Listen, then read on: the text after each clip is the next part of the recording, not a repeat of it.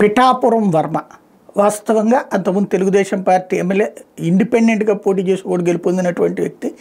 ఆ తర్వాత తెలుగుదేశంతో కలిసి సాగారు. దాదాపు 23 ఏళ్ల నుంచి తెలుగుదేశంతో సాన్నిహిత్యం ఉన్నటువంటి తెలుగుదేశం కార్యకర్త. అదే సందర్భంలో మొన్నటిసారి టికెట్ తనకి ఖరారు కావాల్సినటువంటి సందర్భంలో పవన్ కళ్యాణ్ అక్కడి నుంచి పోటీ చేస్తారంటే ముందు గాజువాక్ అని భీమవరం అని చెప్పేసి జరిగినటువంటి ప్రచారం తర్వాత లేదంటూ తను పిఠాపురం ఎంచుకోవడం. ఎందుకంటే అక్కడ దాదాపు 40-50% మంది కాపు సామాజిక వర్గం వాళ్ళు ఉన్నటువంటి నేపథ్యంలో ఎంచుకోవడం. ఒకప్పుడు అదే కాపు సామాజిక వర్గం అండతో పిఠాపురం వర్మ విజయం సాధిస్తూ వచ్చారు. ఇప్పుడు కాపులందరూ కూడా పవన్ కళ్యాణ్ అక్కడి నుంచి అనేటప్పటికీ అక్కడ వాళ్ళందరూ తనకు మద్దతు ఇవ్వడం, పిఠాపురం వర్మ కూడా అదే సందర్భంలో తనకు మద్దతు ఇవ్వడం, ఇదంతా జరిగిపోయింది. అయితే పార్టీ చిట్ట చివరి దాకా కూడా సాగతీయటం అనేక రకాల ప్రయత్నాలు ఇవన్నీ కూడా జరిగినాయి. ఫైనల్గా పవన్ కళ్యాణ్ గెలిపించే బాధ్యత నాదేనంటూ వర్మ చేసుకొచ్చారు గట్టిగా. ఫైనల్గా అయితే ఘన విజయం సాధించడం కుదిరింది. అయితే అప్పటి నుంచి కూడా పిఠాపురం వర్మ తనకి అక్కడ ఆల్టర్నేటివ్గా ఎమ్మెల్సీ ఇస్తారని ఆశించారు. ఇప్పుడు ఎమ్మెల్సీకి సంబంధించిన 5 అభ్యర్థుల్లో ఒకటి జనసేన, ఒకటి